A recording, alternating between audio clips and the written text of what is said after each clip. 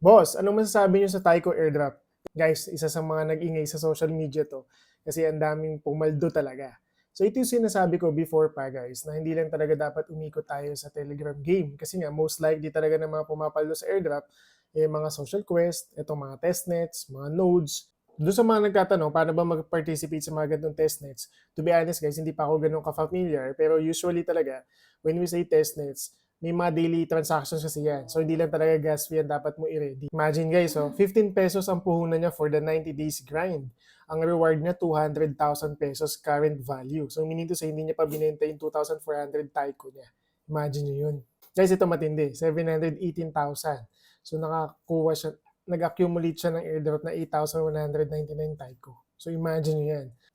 So kung yung isa guys, kumita ng 200,000 sa 15,000 na ginrind niya because of the transactions, daily yun guys ha.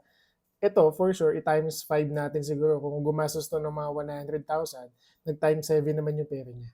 Guys, ito disclaimer ha. Ang testnets guys, lahat yan, hindi lang po gas fee ang kino-consider nila. So meaning to say, meron sila talagang certain funds na ni-roll every time na nag-engage sila sa mga ganitong klaseng airdrops. So hindi siya ano guys, hindi siya for everyone. Kasi nga may mga gas fee, may mga transactions fees ang tinatawag na daily, kailangan mo talagang gumastos kasi yun ang magiging ano mo yun ang magiging basis nila for eligibility plus the activities na ginagawa mo sa loob ng ano. Tsaka hindi yan guys guaranteed ha, lahat yan sumugal. So hindi nila sure kung kikita din sila sa Tyco.